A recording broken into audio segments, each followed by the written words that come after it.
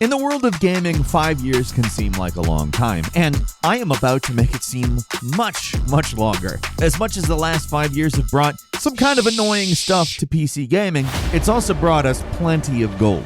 Hi folks, it's Falcon, and today on Gameranx, the top 50 PC games of the last 5 years. Starting out with number 50, it's Cyberpunk 2077. It took 3 years of work, but they were able to get this game to a point where I would recommend Cyberpunk to just about anybody. From the massive 2.0 update that reworked a lot of the gameplay systems, made the shooting more satisfying, made the skill tree more interesting, it's just an all-around better game. It wasn't unplayable at launch, at least on PC, but it clearly needed a lot of work. And now that it has been fixed, it went from a game that was being lambasted in pretty much all games media to being a critical darling. It's a great game now, and yeah, it sucks that it had such a rough launch. Some people probably actually never will forgive the developers for putting it out in a state like that, and to be frank, it is a shameful thing to do, especially given that CD Projekt Red self-publishes games and is under no force to put a game out. They got that Witcher 3 money, folks. But aside from No Man's Sky, if there is any game out there that totally justifies the dependence on patches, it's Cyberpunk 2077. I will take an extremely flawed game that gets fixed and becomes incredibly good over a game that is bad forever every time. Night City is one of the best, most fleshed out open worlds out there, and the story is great. If you're into shooters or RPGs or CD Projekt Red's games like The Witcher 3, you'll probably like Cyberpunk. And that's a pretty wide net to cast for probably like a game. It's, in fact, probably the most obvious thing to put on this list, and that's exactly why we started off with it. Moving on to number 49, we're talking Persona 5 Royal. This is an enhanced port of the original Persona 5. It came out on PC in 2022, a few years after the regular version, but the patient gamer wins again because this is by far the best version of the game. Along with a new party member and a lot of small tweaks, improvements, and additions, the big thing Royale adds is an entirely new ending that extends the length of the game by a large amount. It's a better ending, too, just to be clear. Even if the idea of spending even more time in this already gargantuan RPG sounds like a commitment, believe me, it's worth getting. Just look up how to actually reach it online. You don't want to spend 100 hours playing this thing only to find out that you missed out on the new stuff. Even if you don't care about all that, Persona 5 Royal is a super slick JRPG with style to spare, an amazing soundtrack, a deep and engaging battle system, and let me just tell you, it is one of the most fun battle systems that exists in the turn-based realm. Just expect it to take some time. An average playtime to start to finish can run well over 100 hours. And number 48, it's Ghost of Tsushima Director's Cut. Took a while for this one to hit PC, but man is it worth it, because it is a fantastic open-world action game. Imagine an Assassin's Creed game, but with hard-hitting, intense combat, and you got a basic idea of what to expect from Ghost. Another thing to expect is a highly immersive experience. Rather than having gigantic quest markers all over the place, a guiding wind points you towards your next objective. The game's full of immersive little things like that, and they innovate on the usual open world formula. It is a beautiful game on PC, and it's more mechanically complex than most open world games, and the story's dramatic and exciting. It's all around just a really solid and enjoyable, historically inspired adventure. At number 47 is Deep Rock Galactic. This co-op dig 'em up is one of the most fun, chaotic, and joyful multiplayer games of the past few years, and is thankfully completely free of the usual microtransaction-heavy BS PC players have grown accustomed to. You buy the game, you get everything you need, and so start mining. The idea of a first-person co-op mining game might not sound that interesting to you, but it is a lot of fun. It's hard to even describe what makes it work so well. The missions are randomly generated, but they're quick and well-paced. The desperate scramble for the exit after you mine just a little too greedily, that's always a joy, every time. And the game's fantastic community makes it extremely welcoming to newcomers. If you're into co-op games, it doesn't get a lot better than this.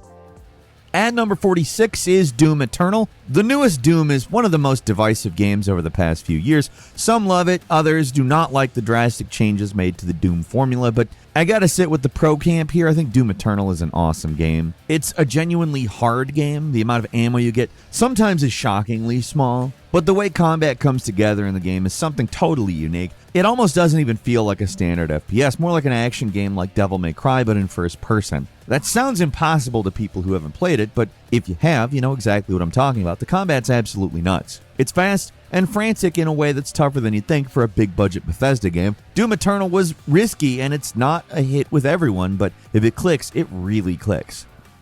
At number 45 is Ori and the Will of the Wisps, a beautiful side-scrolling platform that takes the best aspects of the first Ori game, the amazingly detailed art, the tight platforming, and adds in a satisfying combat system on top of that to make the game better than the first in pretty much every way. It's a game that's bigger, more fun to explore, and generally more fun to play, with fewer out-of-place difficulty spikes. The story might not hit as hard as the first game, but it's still a good continuation of what they had going before. As far as Metroidvanias go, it's one of the best. At number 44 is Resident Evil Village. You can't say Capcom isn't afraid to mix things up. The second Resident Evil game to be first person, you'd think they'd stick to what worked in 7 and go from there, but no, we got werewolves. Rather than grindhouse horror, it goes deep into folk horror, which makes it an entirely different beast from before, and rather than draw inspiration from the classic games, it's heavily inspired from Resident Evil 4, which, I mean, is a classic game, but not the quote-unquote classic era. It was the first of the 3D games. Well, the truly 3D games. The larger world where you explore a town and move from there, the wider variety of weapons at your disposal, the shopkeeper who sells you equipment and upgrades. Does it sound familiar? It should. It's an action-packed and exciting FPS that isn't afraid to get creepy at times or extremely goofy at others. Looking back, it's one of the weirdest games of the series, but the game design is rock solid. It looks great, it's very well paced, and it's constantly mixing things up. Just a ton of fun.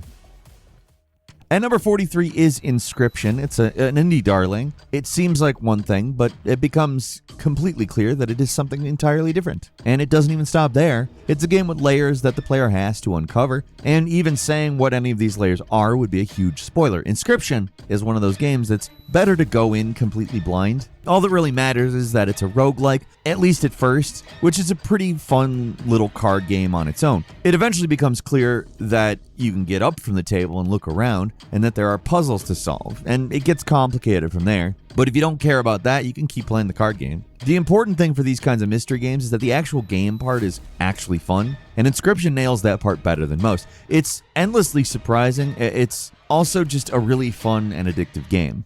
At number 42 is the Dead Space remake.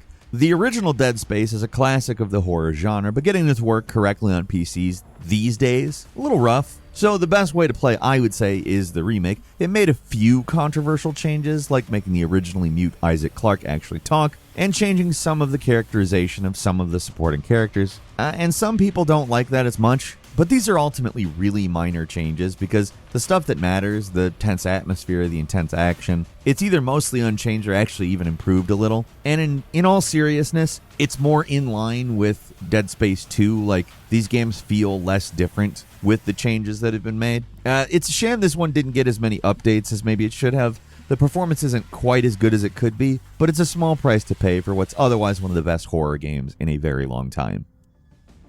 And number 41 is Mass Effect Legendary Edition. As much as everyone was mad at the ending of Mass Effect 3, it's a landmark trilogy with a carefully realized world, endearing characters, and people love it. Being able to play them with a few modernizing touches and improvements, it's a godsend. The only downside is the lack of the Mass Effect 3 multiplayer, which may have been the best thing about the third game. Honestly, I still think the third game holds up pretty well, and the gameplay is probably the best in the trilogy. Still, these games are a little dated, the writing is a little lame at times, some of the big twists aren't really that satisfying, but as a package, they are great. You can play through all of them in one shot, so all your choices carry over, or you can just play your favorite. Either way, fantastic compilation.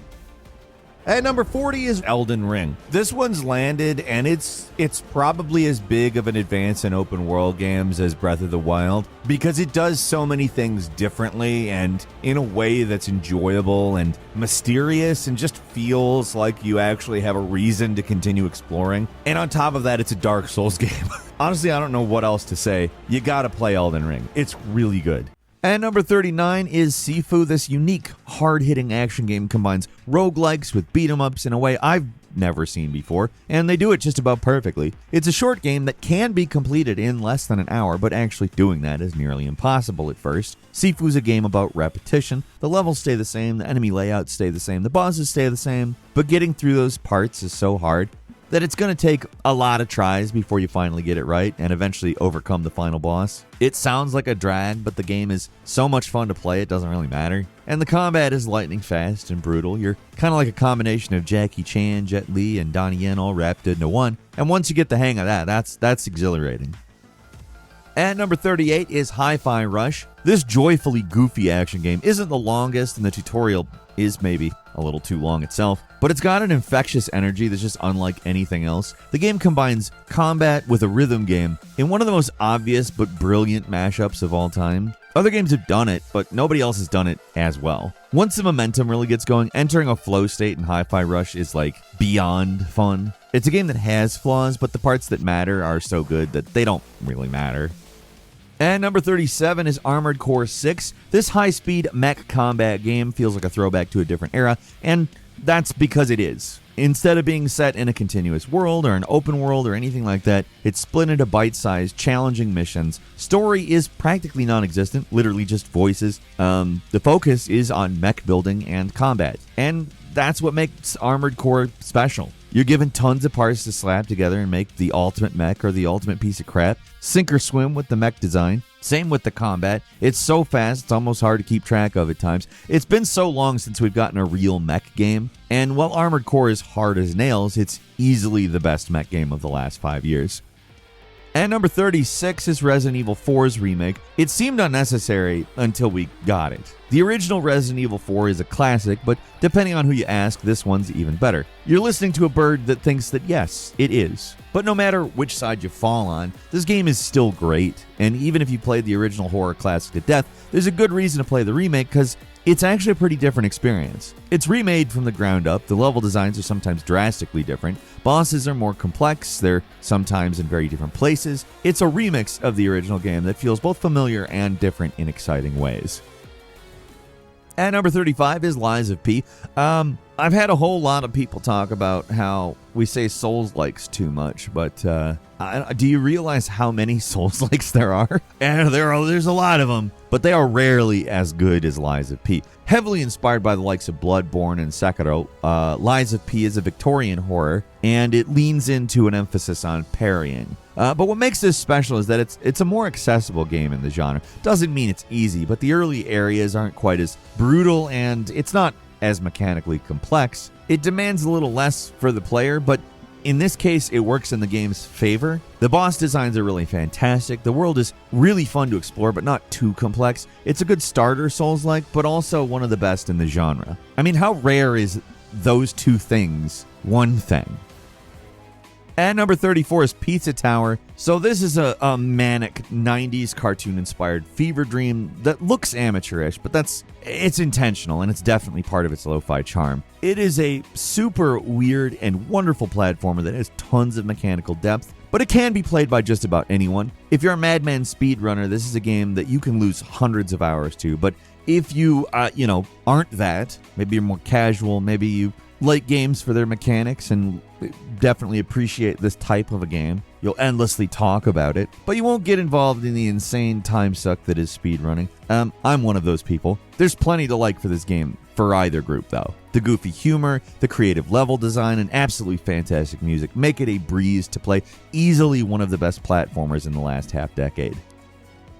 And number 33 is Dave the Diver, a charming, indie not indie. It looks probably like nothing special at first glance, but it's one of the most unique and fun games in a long time. During the day, you explore the sea, you fish, you look for loot, and at night, you manage a sushi restaurant. What starts out as a mostly standard but very fun premise just keeps going and getting weirder and more creative as its world continues to expand. It's one of those games you think is about to wrap up, and then they throw some new wrinkle at you, but rather than get tired, it keeps getting better. And number 32 is Alan Wake 2, a weirdo horror collage that I'm still amazed got made. Alan Wake 2 is one of those games you're not necessarily playing, you're kind of experiencing. It's split between two stories. You got two very different characters from very different backgrounds, and the game gives you a pretty solid survival horror on top of really, really mind-blowing visuals. And what makes it work is how, incredibly weird it is. You probably heard of the rock opera, but that's the tip of the iceberg. This game goes places, and if you're willing to take that ride, it is something to remember. At number 31 is Against the Storm. One common issue with city builders is the boring part, the part where you've solved the initial money problems and you're kind of coasting until you get tired. Against the Storm fixes the issue by making the start the entire game. This roguelike with persistent elements is a city builder where you're always on a time limit and a time crunch. You only have so much time to get your city to a survivable state before you move on, and that turns every map into a puzzle that has to be solved. It's challenging, but brilliantly designed, and yeah, it does take a little time to get the hang of it. You'll probably fail more than a few times before you start to get it, but it's the satisfying kind of failure where you want to keep trying. You'll feel great when you get it. And number 30 is Like a Dragon, Infinite Wealth. Worth mentioning Yakuza Like a Dragon, The Man Who Erased His Name, Dragon Inshin, and Lost Judgment. These are all great games too, but the most recent game in the long-running Yakuza franchise is easily one of the best. This one, a continuation of the first Like a Dragon, is a new take on the series with turn-based combat and a generally weirder and wackier vibe. The mundane life details are more mundane. Party characters are like a homeless guy, a security guard, and a taxi driver who all have very relatable problems, while the actual story is even crazier. If that's not your cup of tea, there's plenty of other games in the series to recommend. I gave you the names of plenty of them. These things come out like clockwork. There's at least 4 other games to pick from in the series that came out in the last 5 years, and I would recommend every one of them. At number 29 is Shadow Gambit, The Cursed Crew. The last game of developer Mimimi is also arguably their best, made with all the experience they got making games like Shadow Tactics and Desperados 3. Putting that into a stealth tactical game gives players more freedom than ever. This game, like everything else they've ever made, is all about carefully maneuvering a gang around, and they all have unique abilities in order to carefully dismantle the complex level full of patrolling guards and hazards. These games turn stealth into a complex puzzle and require so much quick saving that the game optionally tells you how long it's been since your last one. It's a very PC-centric sort of game, but if you've got the patience and smarts for it, it's fantastic. All their games are great, but this one really lets you bring any team into any mission and tackle them in any order. It is freeform and it is super fun. And number 28 is Street Fighter 6. Near fighting game perfection, Street Fighter 6 has earned its massive popularity with a fantastic fighting system, great online options, and tons of content available for more casual players. The new modern fighting system is also a godsend and actually viable to use competitively, and the popularity of the game means there's actually a decent cross-section of players to fight. This is easily the sharpest Street Fighter has been in a long time. It feels great to play no matter the control scheme. The character designs and models are fantastic. The new World Tour mode gives offline players plenty to entertain themselves with. The microtransactions crap does hurt the experience, but the rest of the game is so good it doesn't really make it too hard to overlook. At number 27 is Hades. This top-down roguelike has one thing that most roguelikes are missing: a story. And that means there's characters for players to get invested in, and it's got all that in spades. It helps that the gameplay is extremely good with tight but accessible combat, and it's got some super fun weapons and a lot of different possible builds. It uses the roguelike formula to its advantage with a hub of characters who evolve and grow while you do the roguelike part, and it makes for a game where dying doesn't feel like a failure. It actually feels like a different kind of progress. At number 26 is Black Myth Wukong. This hardcore action game isn't quite a Souls-like, but it's got a lot in common with them. It's sort of its own thing. It's built on a lot of the conventions of the Souls-like, but they change a lot of things when they feel like it, and it makes for a pretty different kind of action game. Thankfully, a really good one with a frankly insane amount of bosses, which would get tiring if the action wasn't so damn good. The stuff between all the bosses can feel a little undercooked at first, but the game gets bigger and more open as it goes, along with a ton of really satisfying secrets. So, in my opinion, one of the best action games in quite a while. At number 25 is Crusader Kings 3. The most accessible grand strategy game of them all, Crusader Kings 3 is still a very complex game, but a few notable changes make it much easier than Paradox's stable of other titles. With no real end goal, the fun of these games is just seeing what happens, what kingdoms you can conquer, what tragedies befall your monarch, what eventually happens to your domain. It's all up in the air while your basic goal is to expand your kingdom and gain more wealth and power. There is nothing stopping you from basically doing whatever you want, just see what happens though. That's the real appeal of the grand strategy genre, being a cog in the wheels of history, and sometimes it's fun to keep things going, other times you just want it to all fall apart.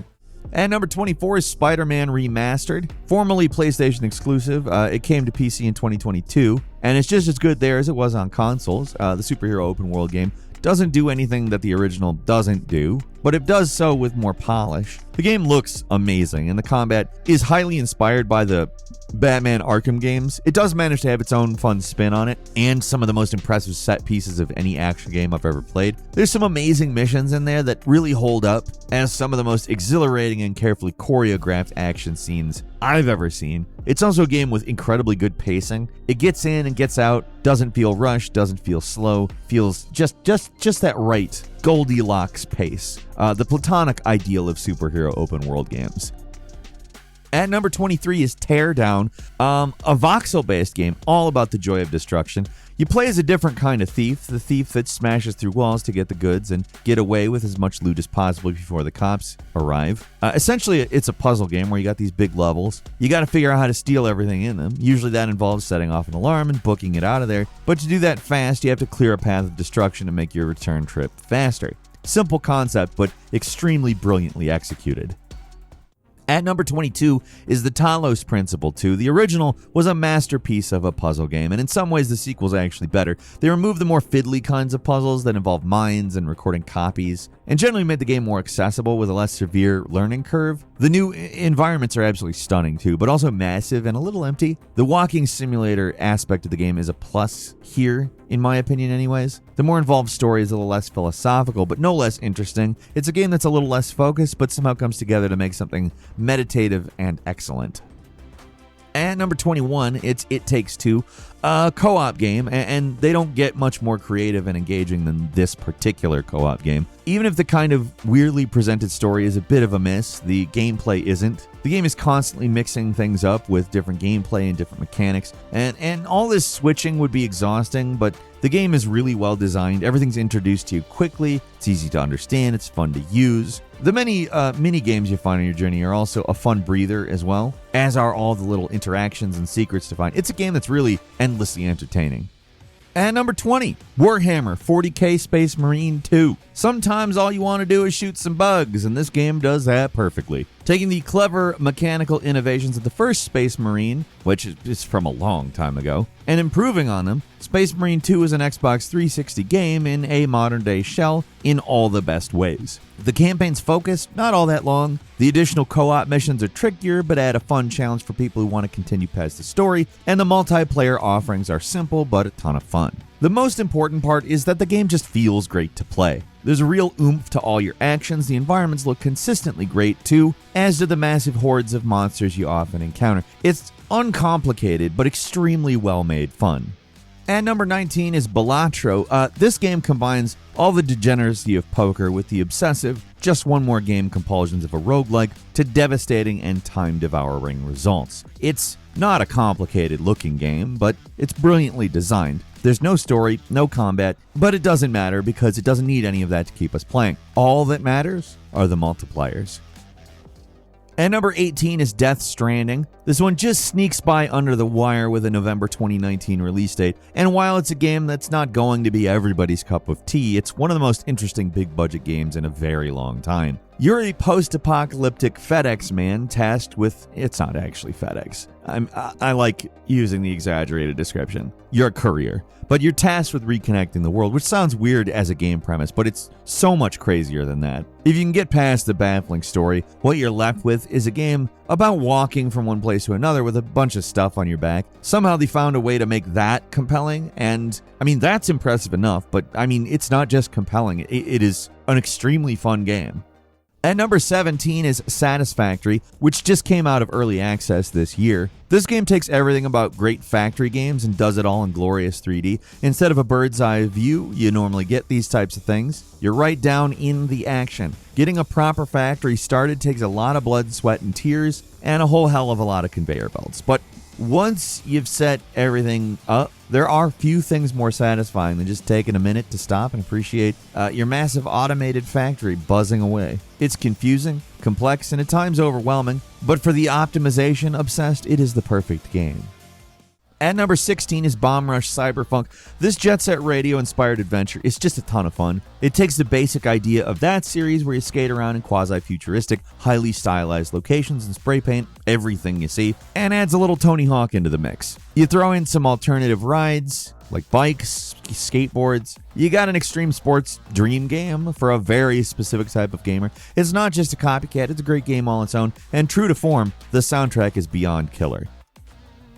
And number 15 is Power Wash Simulator. It's the ultimate chill-out game. Sometimes you don't want to think too hard, or challenge yourself, or struggle in an online game. Sometimes you just want to splash some water on a really dirty patio. It's slow, it's methodical, and depending on who you ask, it's boring work, but I would argue boring is not quite right. When you're looking for this is the best game ever. I don't want to sell it short, but it's a clever idea that's executed very well. It's just not the sort of game everyone's going to want to play all the time, but the perfect game to play sometimes. Or all the time, depending on who you are. At number 14 is Tactical Breach Wizards. It's one of those games where all you need is the title and it pretty much tells you everything. It's a breach and clear tactical game with wizard powers. That's a great premise too, but the game is even better than that implies. It's an ingenious tactical game that's essentially a fancy dressed up puzzle. The story is well written, often laugh out loud funny, and the tactical gameplay is exceptional, getting increasingly complex. I can't even begin to tell you how good of an example of this genre this game is. At number 13 is Baldur's Gate 3. After cutting their teeth on their own unique RPGs with the Divinity Original Sin games, Larian took everything they learned and made Baldur's Gate 3, a game that's both a throwback and extremely modern at the same time. It's a hardcore CRPG with turn-based combat, but what makes it unique is the commitment to player freedom. There's so many things they let you do in this game that you would not be able to do in almost any other game. It can be an exhausting experience to play, especially the first time through, because it does feel like every choice just leads to catastrophe, but no other RPG gives you the kind of agency this game does, and that's really what makes it so special. And number 12 is Forza Horizon 5. The latest entry in the long-running open-world series is custom-built for fun. The game throws new cars, new race types, new everything at you at all times. It's stuffed full of content. There's so much to do to keep busy, and it just looks fantastic doing it. The Mexico setting is kind of take it or leave it. Some people don't like it as much, but I appreciate the variety in their attempts to mix things up with stuff like expedition missions. While so many race games feel stingy, the Forza Horizon series, it's much better about this sort of thing. They do eventually get grindy, but that's not until way past everything you have needed to do has been done.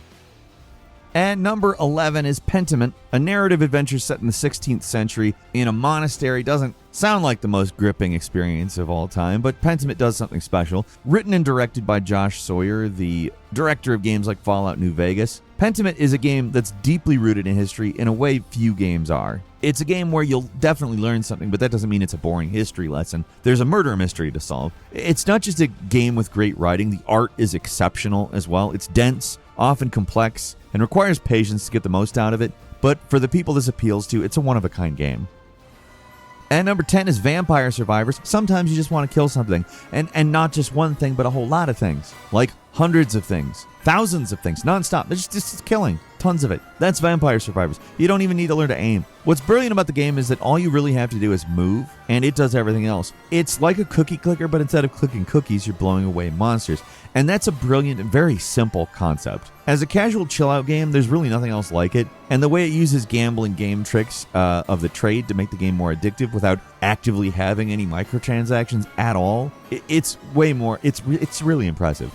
They had the power to make a miserable, money-siphoning Skinner box, and instead they just made a really fun game. At number 9 is Hitman 3. Ending the modern Hitman trilogy on a high note, the game doesn't do anything radically different than the other two games in the series, it just does it all really well. You got huge levels, tons of ways to take out your target, and lots of opportunities for improvisation and chaos. You know, more Hitman, and that's what it needs to be. At number 8 is Age of Empires Definitive Edition, another game just barely making it onto this list with a November 2019 release date. This updated remaster of Age of Empires 2 does everything it needed to do to bring this game back to its rightful place as one of the best RTS games of all time. By that, I mean it didn't have to do much. They made the games compatible with modern resolutions, improved the multiplayer experience, balanced the factions, and altered some of the crappier expansion campaigns. The amount of content for this game is huge. There's so many expansions and story campaigns now that it's hard to keep up, but the quality of the mission design is pretty great for all the new stuff. They already had a great game, and they made it better. At number 7 is Risk of Rain 2. Ignoring the most recent DLC controversy, Risk of Rain 2 is one of the best co-op shooters out there. It's a roguelike third-person shooter with enemies that get tougher the longer you play the game. Starts off messy, but quickly it can become out of control. It's a hard-as-hell game that is just as much fun to play, especially with friends. At number 6 is God of War. The beloved soft reboot of the God of War series came to PC in 2022. Could have been a disaster. I mean, it's completely different from the old games, but they really hit this one out of the park. It's a perfect blending of action, exploration, and story. Combat's visceral. The puzzles aren't super complicated, but they're fun. And so is the Leviathan axe, which can be thrown at enemies. There's very few things more satisfying than yanking that thing back. The animation just works perfect.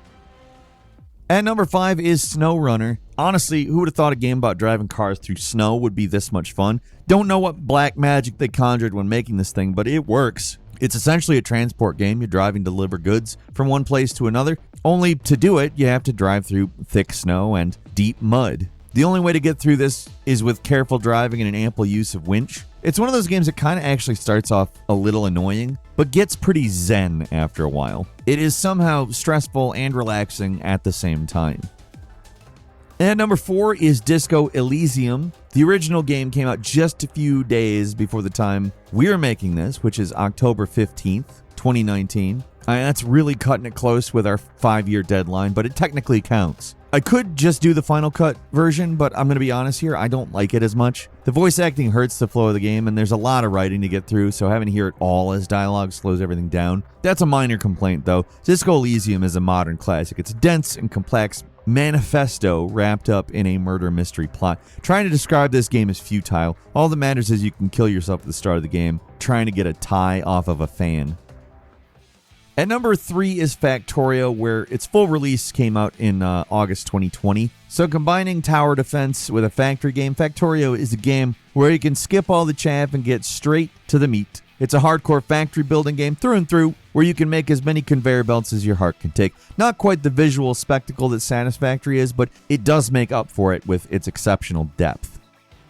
At number 2 is Red Dead Redemption, another November 2019 game. It's been out for a while at this point, but the more I think about RDR2, the more I'm convinced it's a modern classic. There's just nothing else quite like it as far as open world games go. It's so detailed and carefully crafted, but it's massive. Gameplay isn't like anything else either. Arthur is slow, everything he does is labored. Simulation elements make it so that just getting from point A to B is more difficult. Takes a while to figure out how to talk to people without shooting them by mistake. It can be a difficult and sometimes annoying game to play, but that's all to make it more immersive and makes you feel more connected to this world. The game seems more interesting in making it an experience than just a regular old fun game, and I respect it for that. There's no next-gen patch on consoles, so the best way to play is on PC, at least now. With super high-resolution maxed-out settings, it's still one of the best-looking games of all time, even now, just about 5 years after it came out.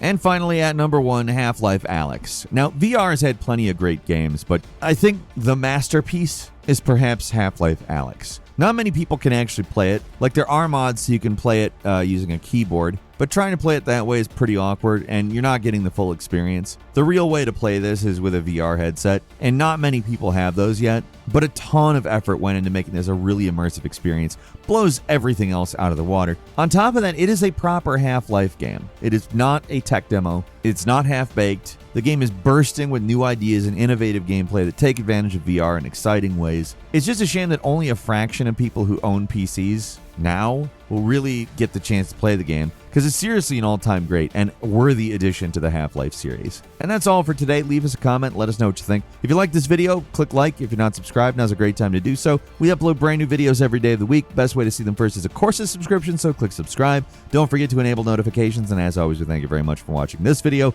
I'm Falcon. You can follow me on Twitter at Falcon the Hero. We'll see you next time right here on Gameranx.